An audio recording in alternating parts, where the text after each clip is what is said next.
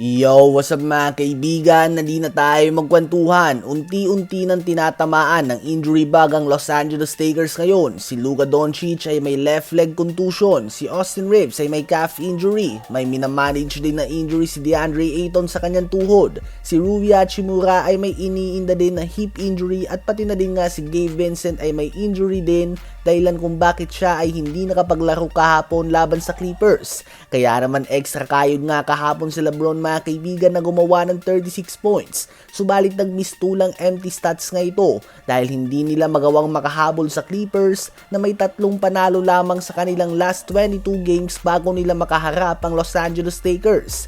Hindi maganda ang timing ng mga injury na ito ng Lakers dahil hindi din nga ganun kadali ang kanilang magiging schedule.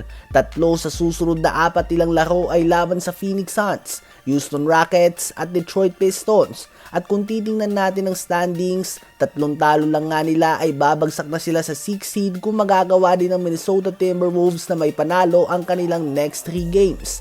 At dahil isa nga ang 7th seed Phoenix Suns sa makakalaban nila, kung muli silang maiisahan nito dahil sa dami ng injuries nila, magkakaroon na nga sila ng 2-1 season series standing. At ang hindi maganda dyan dahil kapag nagkaroon nga ng tiebreaker ay hawak na nitong advantage, pati na din sa division standings na nagiging basehan din nga sa dulo ng season kapag talagang dikit-dikit ng standing mga kaibigan.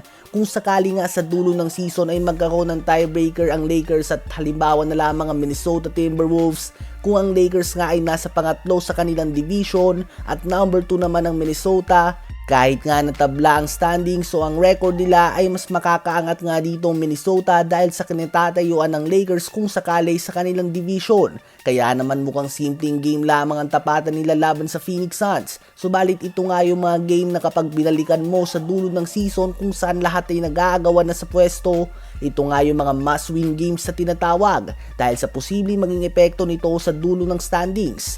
Ano ba ang masasabi nyo tungkol dito? Sa palagay nyo ba ay madadala ni LeBron James ang Lakers sa mga panalo laban sa mga team na ito? Habang si Kevin Love nga mga kaibigan ay pinapakita na may asim pa din siya. Ang veteran forward ay naglalaro ngayon para sa Utah Jazz at oo, medyo alanganin ng kanyang edad para sa tanking team na ito.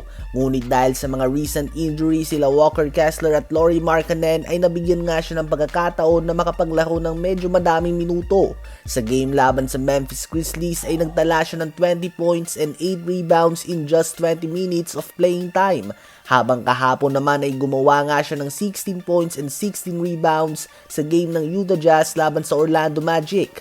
So ang 6'8" Kevin Love ay may ibubuga pa din nga talaga mga kaibigan. Playing time lang nga ang kailangan niya. Sa palagay nyo ba ay anong team ang mabibigyan pa ng former champion ng sapat na tulong pagdating ng playoffs?